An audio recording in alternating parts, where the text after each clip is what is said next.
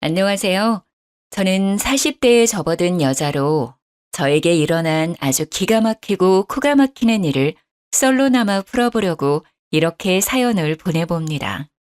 정말 몇 년 동안 지지부진하게 끌고 가던 일을 몇 개월 전 해치우고 시끄러운 속을 달래고 나니 썰을 풀 용기가 생겨나네요. 조금 답답하실 수도 있지만 저 나름대로 사이다스럽게 대처한 것 같아서 자랑 삼아 이야기를 풀어보려 합니다.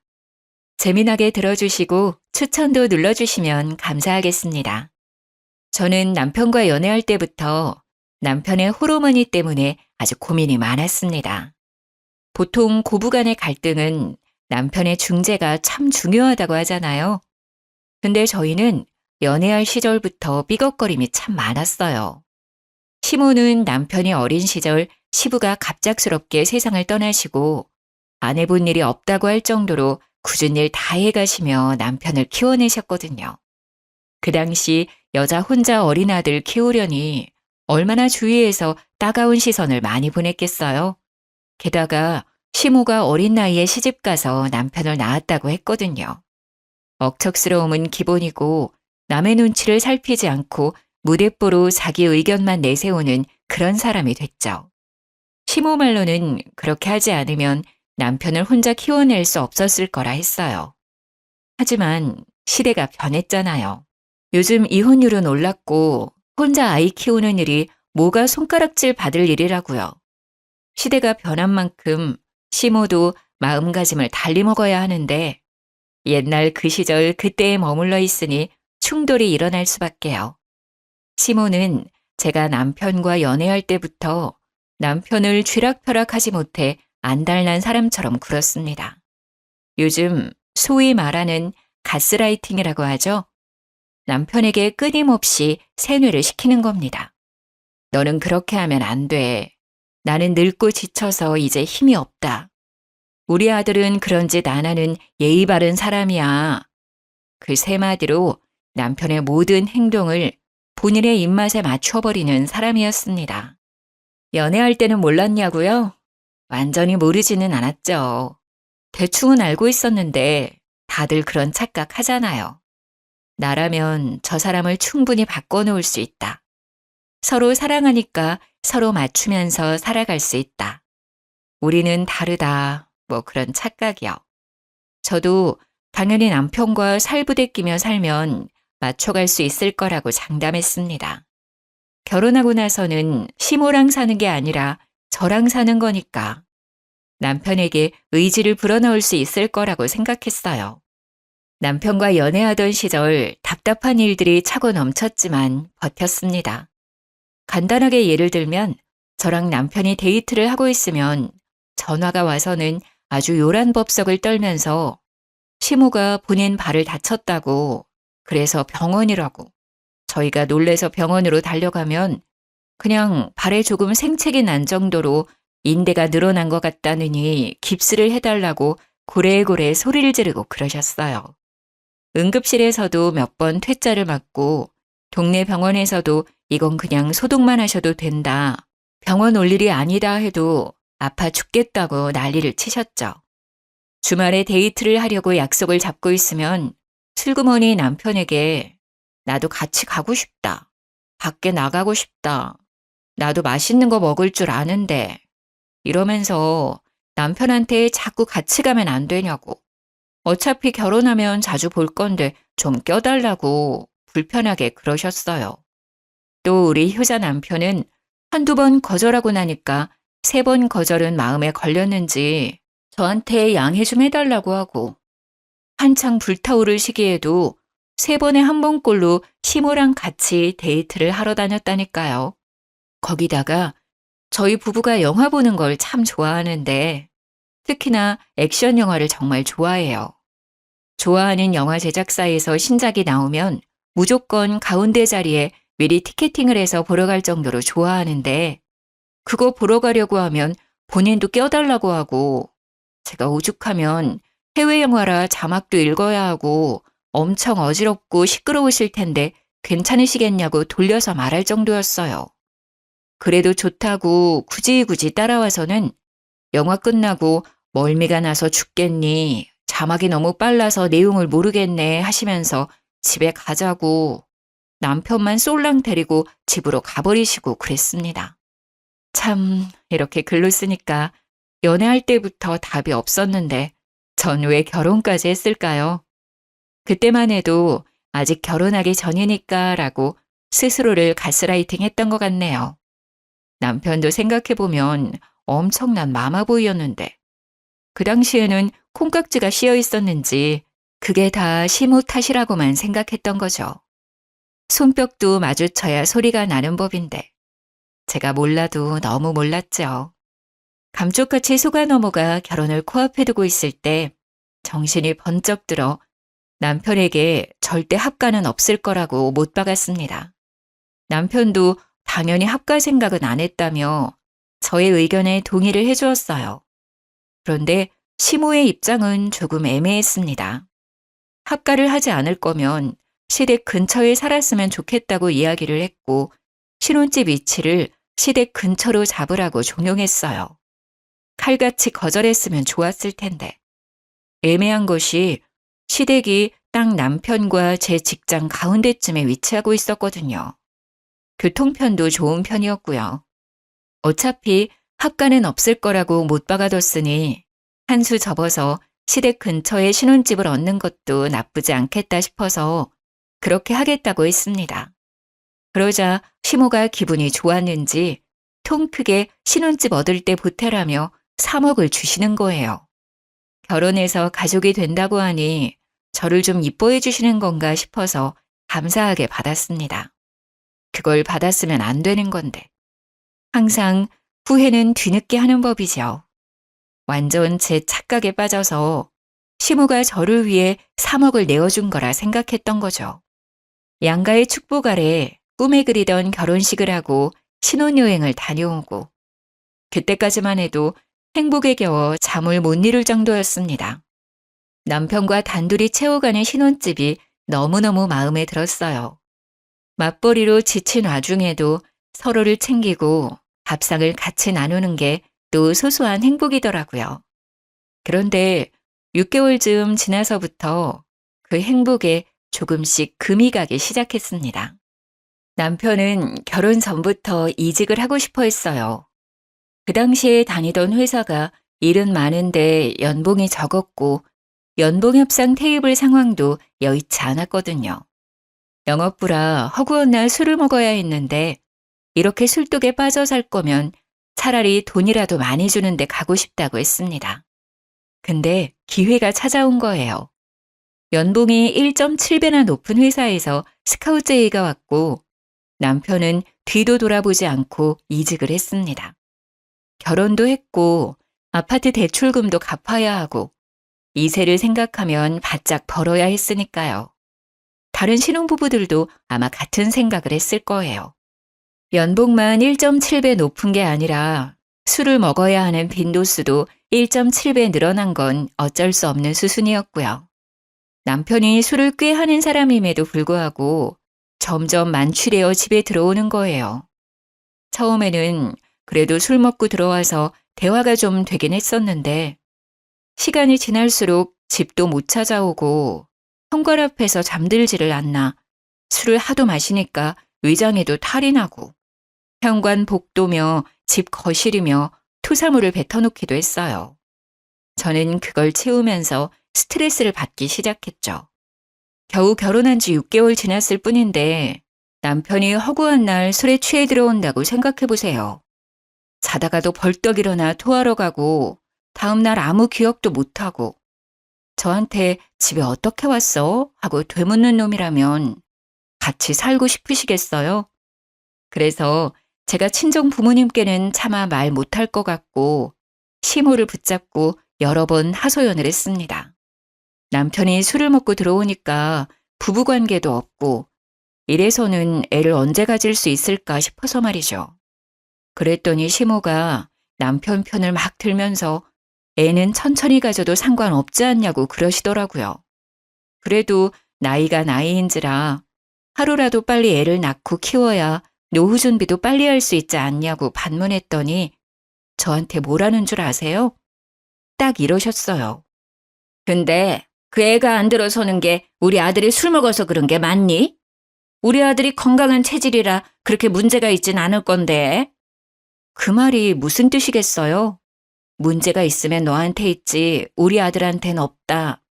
그러니까 애가 안 생기는 건 너의 탓이다. 하고 말한 거예요. 아니, 남편이 맨날 술 먹고 들어와서 뻗어서 잠만 자니까 애가 안 생기는 건데 그걸 어떻게 제 탓을 할 수 있는 거죠? 그냥 듣고 싶은 대로만 듣는 거예요.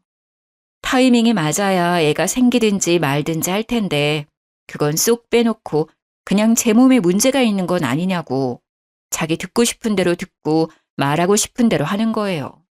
그게 너무너무 열받더라고요. 제가 웃으면서 하늘을 봐야 별을 따져 했더니 여자가 부끄러운 줄도 모르고 그런 이야기를 한다고 또 버럭하시고 잘 지내고 싶어도 잘 지낼 수 없는 관계가 고부관계라더니 그 말이 실감나는 순간이었습니다. 어느 날은 시모가 나한테 남편이 맨날 늦게 들어오는데 혼자 있는 게 외롭진 않냐고 하시더라고요. 저도 퇴근하고 나면 저녁 7시는 되고 남편이 뭐 언제 들어올지는 몰라도 11시에서 새벽 1시 사이에는 들어오니까 그때까지 집 정리도 좀 하고 TV도 보고 취미 생활하느라 사실 그 시간이 지루하거나 하진 않았거든요. 아주 가끔 술 한 잔 땡길 때는 외로울 때도 있지만요. 그래서 제가 그냥 글쎄요 하고 말았더니 저한테 냉큼 내가 여기 들어와서 같이 살까? 이러시는 거예요. 제가 너무 놀라서 거침없이 시모에게 말을 하고 말았습니다. 어머님, 그게 무슨 소리세요? 집이 코앞인데 합칠 이유가 없죠.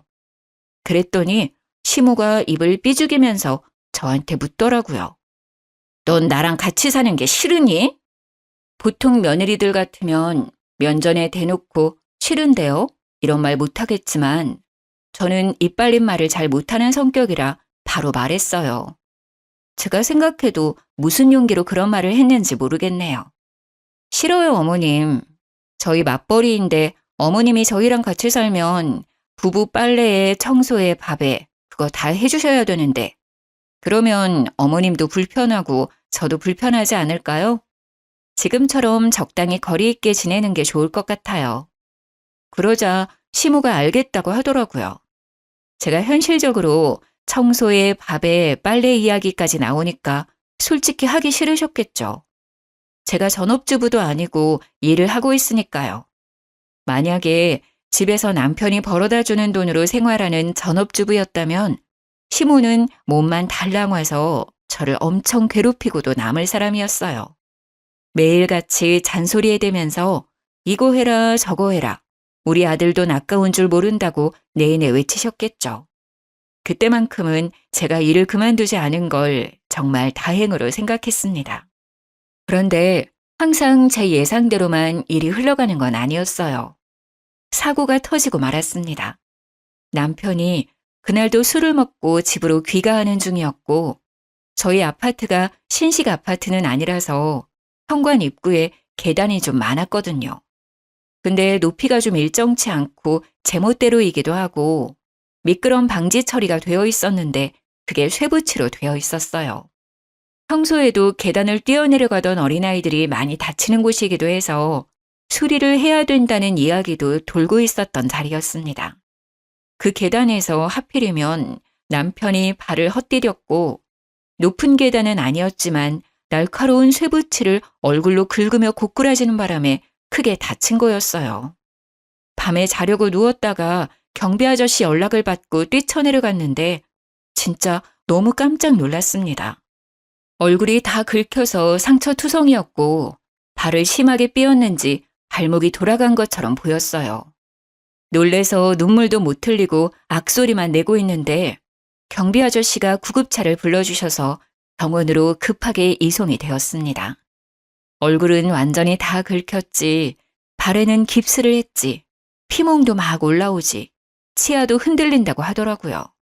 거기다가 속의 뼈가 어찌 다쳤는지, 머리는 안 다쳤는지 정밀 검사를 해봐야 한다는 의사 말에 너무 놀랬습니다.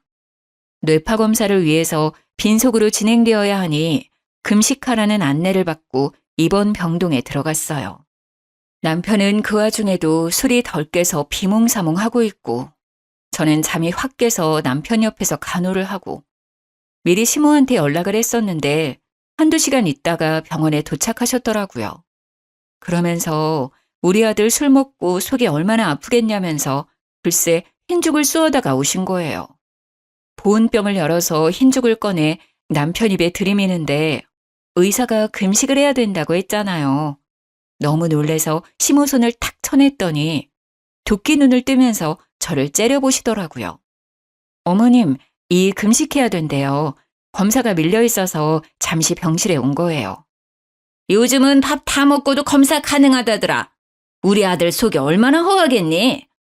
그러면서 제 말은 모조리 무시하고 숟가락으로 떠서 입에 들이미는데 의사가 금식하라고 했는데 도대체 왜 말은 안 듣는 건지.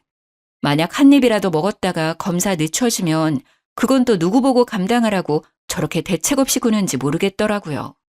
그래서 별 수 있나요? 간호사 호출 버튼 계속 눌렀죠.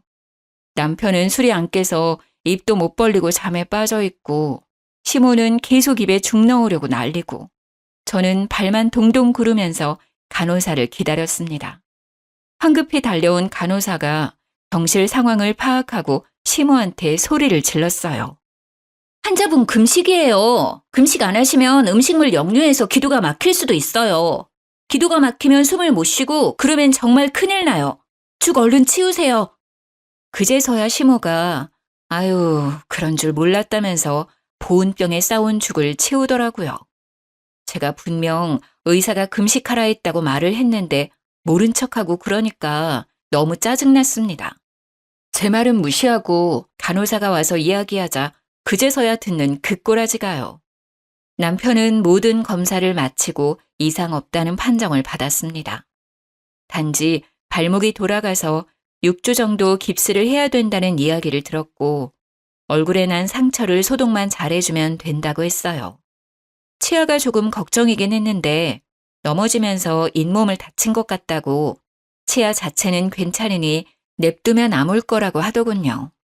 그 이야기를 들으니까 그제서야 안심이 되고 저는 출근을 해야 되니까 집으로 갔는데 시모는 꿋꿋하게 남편 수발을 들겠다고 하더라고요.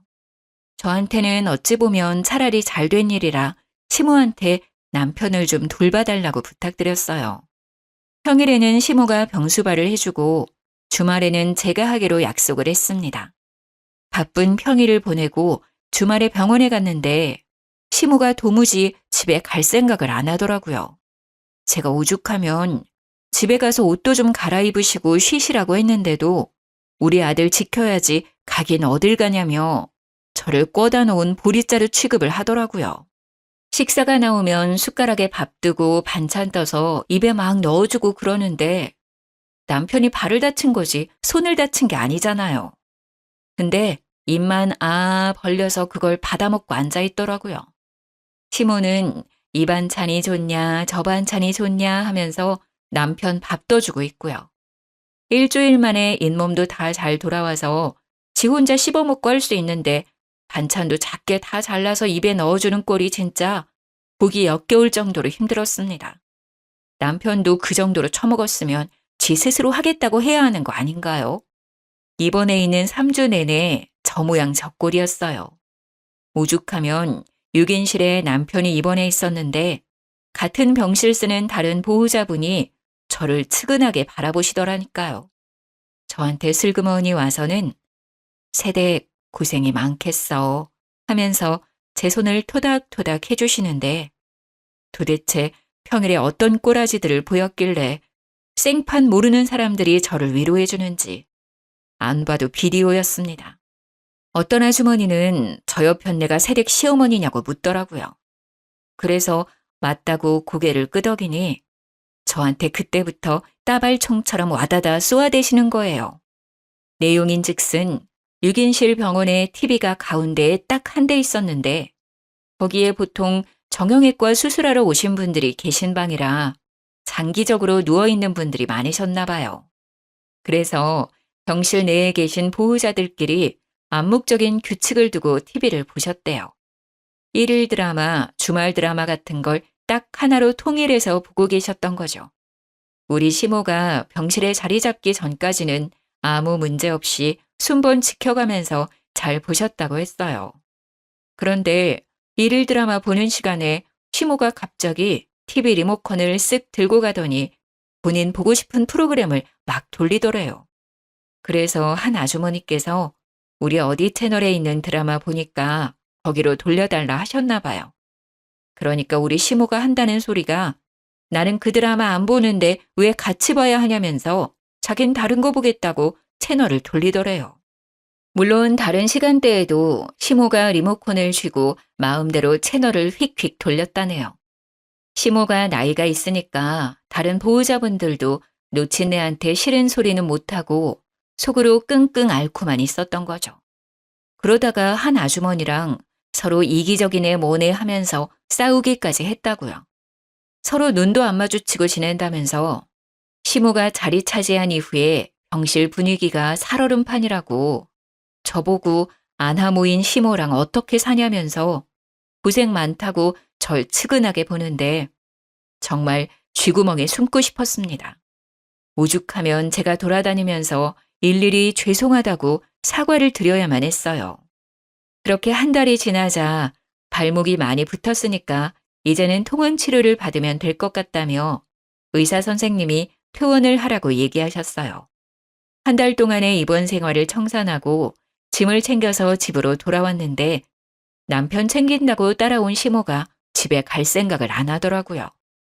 처음에는 그냥 밥이라도 먹고 가시려나 보다 하고 대수롭지 않게 생각했는데 밤 11시가 다 되어가는 시간임에도 거실에 붙박이장처럼 가만히 쓰시는 거예요.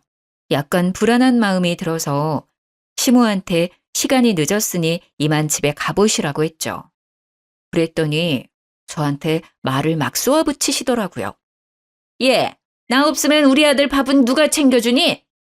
이제 이 일상생활은 가능하다고 하는데 알아서 차려 먹겠죠. 배달을 시키던가요. 내가 있는데 굳이 그럴 필요 있니? 우리 아들 발이 아직 불편한데 어디가 일상생활이 가능하다는 거야. 너 출근하고 나면 내가 다 챙길 테니 걱정 말고 일 보거라. 솔직히 남편의 상태가 완전히 좋아진 건 아니니까 시모의 말에 일리도 있고 제가 반박할 거리가 없게 오목조목 말하더라고요.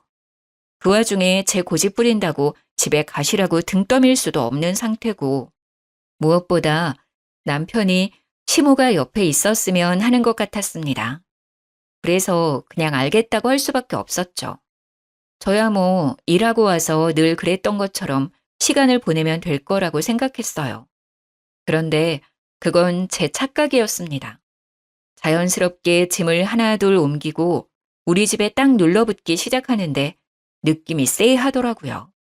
이대로는 안 되겠다 싶어서 일부러 불편하시라고 주말에는 친정으로 피신을 가 있기도 했어요.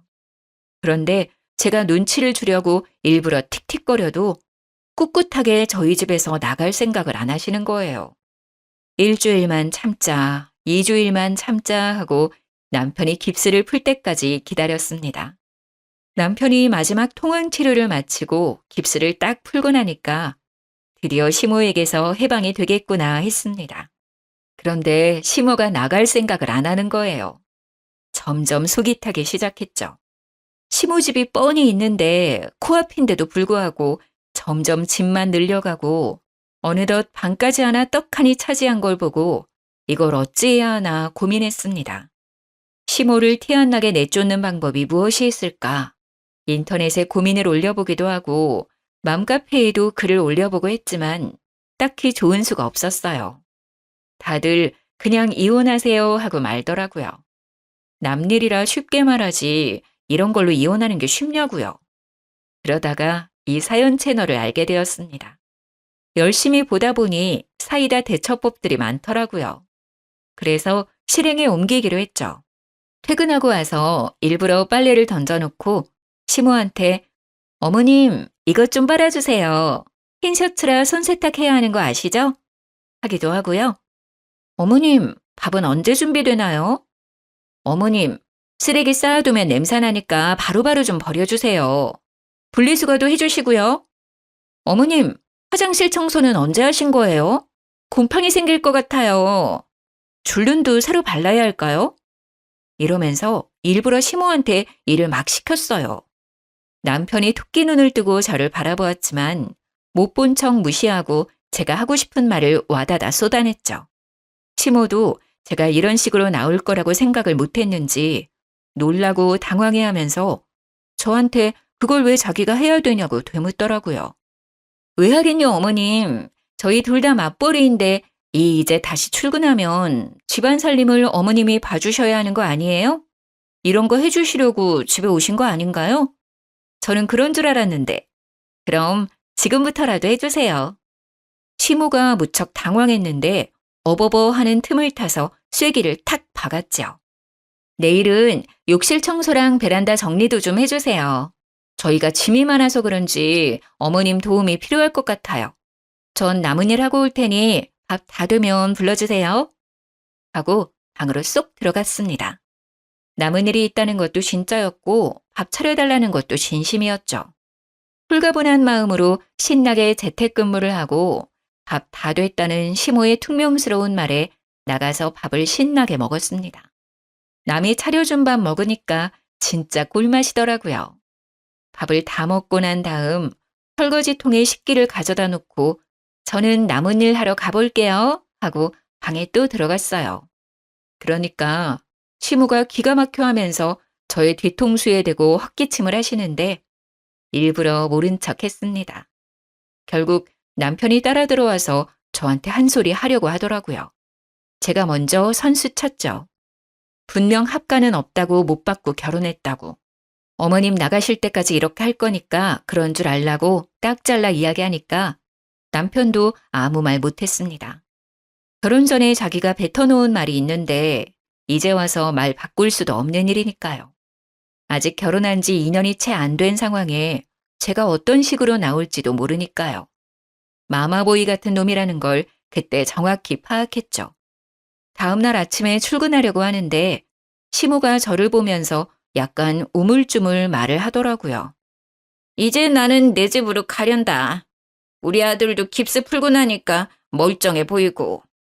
그러면서 짐 챙겨서 먼저 나가더라고요. 남편은 뒤통수에 대고 우리 엄마 잘 가라고 무슨 영영 생리별하는 사람 마냥 인사하고 앉았고.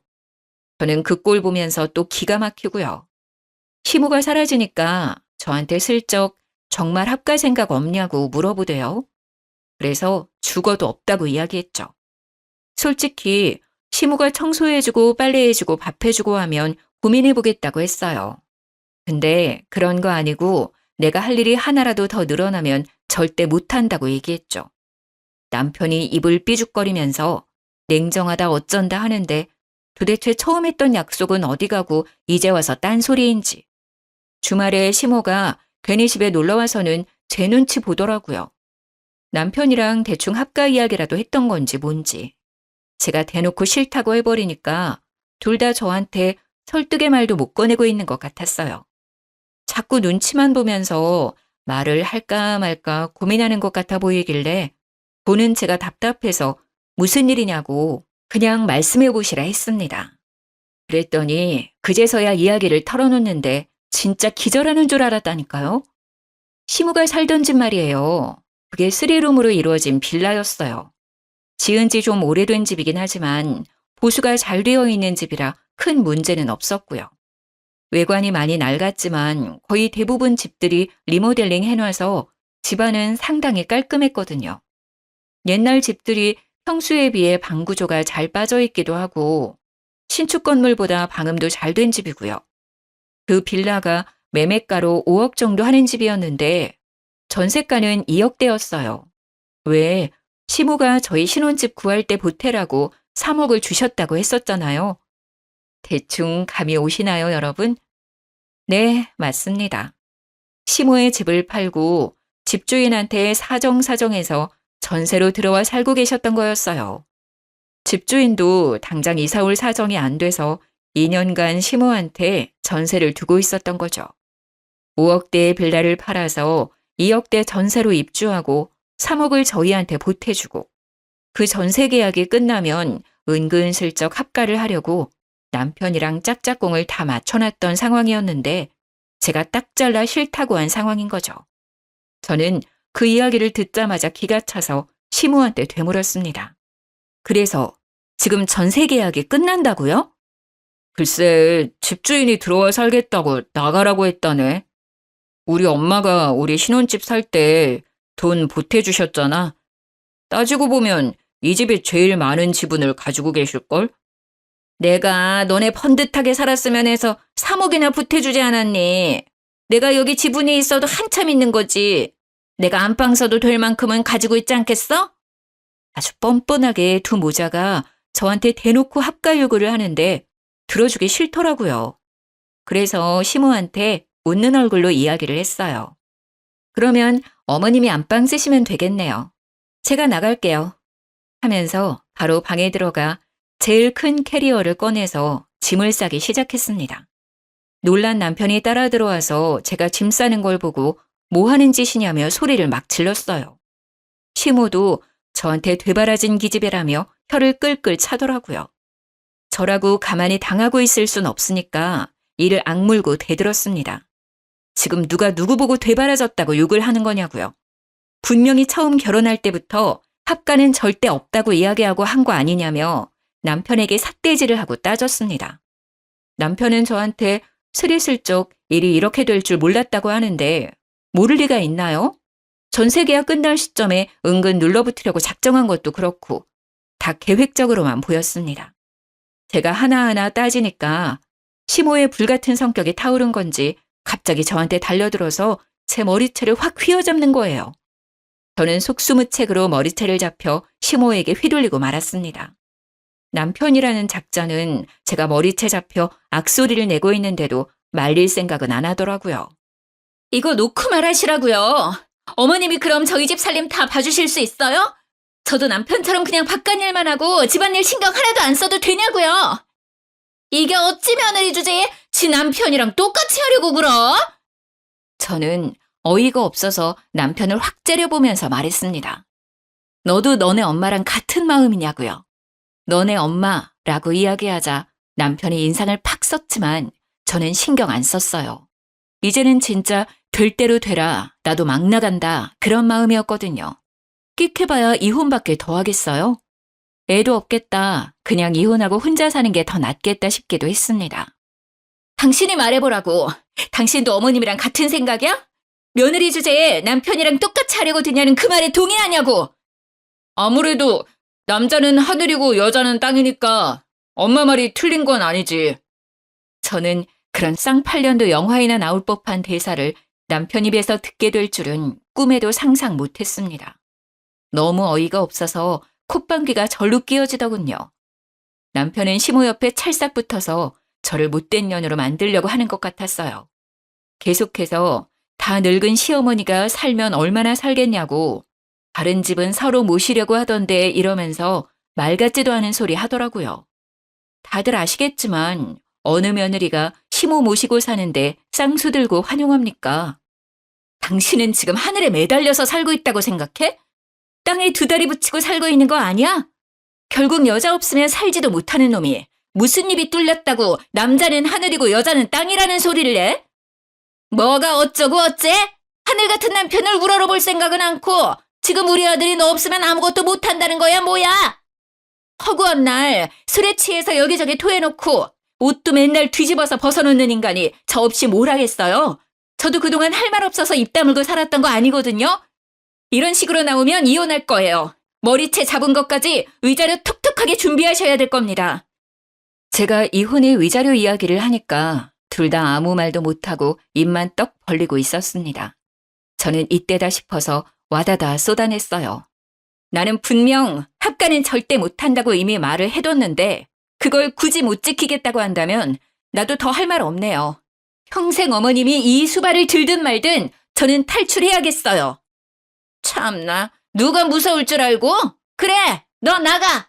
내가 내 아들 챙기면서 잘 살 테니까 너는 짐 챙겨서 나가. 저는 네, 알겠습니다 하고 서둘러 옷가지들과 제 귀중품을 챙겨서 나왔습니다. 남편이 저의 팔을 턱 붙잡았지만 더 센 힘으로 뿌리치고 나와서 택시를 잡아 타고 친정으로 왔어요. 제가 큰 캐리어까지 들고 친정에 오니 부모님께서 너무나도 놀라셨지만 저는 천천히 모든 일을 이야기해드렸습니다.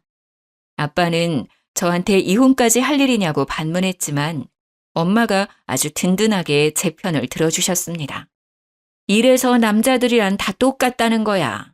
지네 엄마 챙길 줄이나 알지 평생 붙어 사는 마누라 챙길 줄은 모른다니까. 왜 결혼만 하면 효자 노릇 못해서 안달인지 모르겠다. 네 아빠도 똑같이 그러더니 내가 아주 입이 없어서 그동안 참고 산 줄 알지? 엄마가 씩씩거리니까 아빠가 바로 엄마 화를 풀어준다고 변명을 막 하더라고요. 저는 아빠한테 엄마 같은 사람 어디에도 없으니까 잘 좀 하라고 했어요. 모질이 같은 남편 덕분인지 저희 부모님 사이에 쌓여있던 앙금도 이 기회에 풀어버렸고요.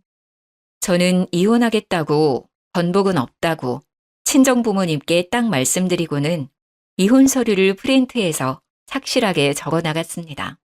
빈칸 없이 꽉 채워서 다음 날 눈 뜨자마자 집에 찾아가 미처 가져오지 못한 짐들을 챙기고 남편과 시모에게 서류를 내밀었어요. 적을 건 다 적어놨으니 나머지 채울 부분만 채워서 가정법원 앞에서 보자고 했습니다. 남편은 이혼 서류를 보고서도 믿지 못하는 듯 해보였지만 시모는 오히려 바락바락 저한테 아주 잘 됐다고 악담을 퍼부었습니다. 지아비 버리고 먼저 도망가면 평생 불운하다나 뭐라나. 저는 당연히 듣는 척도 안 했죠. 남편이랑 평일에 반차를 내고 가정법원에 서류를 접수하고 이혼 교육도 들어야 한다고 하더라고요. 착실하게 교육까지 듣고 법원에서 준비해주는 상담도 받고 그럼에도 불구하고 이혼하겠다고 했습니다. 남편은 저의 마음을 회유하려 했지만 이미 정이 다 털린 상태인데 다시 붙잡고 말고가 어디 있겠나요. 다행히도 아이가 없어서 한 달의 숙려기간이 지나면 법원에 출두해서 이혼 재판을 받으면 된다고 했습니다. 혼인신고서는 둘이 구청 가서 접수만 하면 됐는데 이혼이라는 건 참 복잡하더라고요. 아무리 그래도 한번 하겠다고 마음을 먹으니 마음이 돌아가진 않더라고요.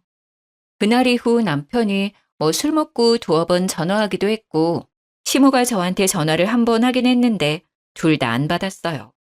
뻔한 이야기 할 것 같아서 받기 싫었죠. 이혼이 애들 장난도 아니고 화해한다고 다시 예전처럼 돌아갈 수 있는 문제도 아니었고요. 한 달이 지나고 재판 날이 다가오자 시모가 친정집으로 찾아왔더라고요. 엄마한테 이런 일로 이혼하는 게 영 말이 안 되는 것 같다 하면서 자식 교육을 어떻게 시킨 거냐고 합가하는 게 뭐가 문제라고 이게 이혼까지 할 일이냐고 따졌다는데 엄마가 시모한테 소금을 뿌렸대요. 남의 집 귀한 딸 데리고 어떤 시집살이를 시킬 줄 알고 합가하는데 동의하겠냐고. 이혼하는 마당에 찾아와서 찌질하게 이러지 말고 꺼지라고 했대요. 얼마나 속이 시원하던지 막 깔깔거리면서 웃었습니다. 이혼 도장 찍고 나니까 시모가 저한테 구구절절 문자를 보냈더라고요. 한 달 동안 남편의 히스테리에 술주정에 아주 정신이 쏙 나갔었나 봐요. 저한테 뭐 이런 걸로 이혼을 하냐고, 노인이 살면 얼마나 살겠냐고, 셋이서 북적북적 살다 보면 갈등 같은 것도 별로 없을 거라고 문자를 했길래 쿨하게 답장해드렸습니다. 앞으로 아들이 술 처먹고 들어와서 토하는 거 잘 치우시고요. 고래고래 소리 질러서 주위 이웃들이 민원 넣는 것도 잘 해결하시면서 원만하게 사시고요. 현관 앞에서 잠드는 경우 많으니까 입 돌아가지 않게 입을 잘 덮어주시고요.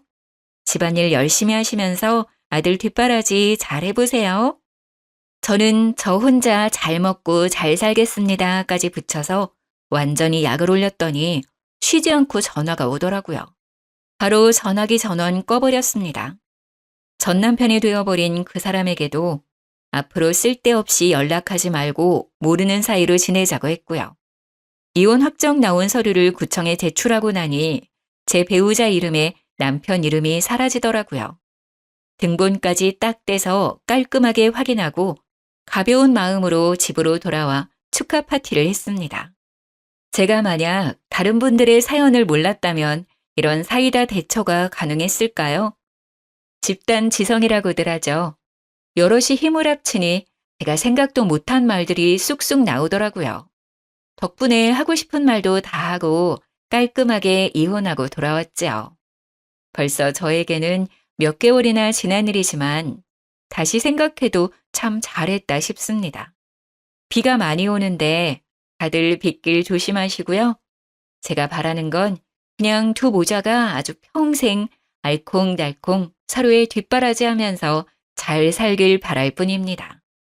저는 너무나도 홀가분한데 전시모는 짐덩어리 짊어진 기분이겠죠? 정말 고소해 죽겠네요. 여러분들도 저처럼 늘 고소하고 깔끔한 일들만 가득하시길 바라겠습니다. 제 이야기를 끝까지 들어주셔서 너무 감사해요. 다음에 또 재밌는 이야기 생기면 들고 오겠습니다.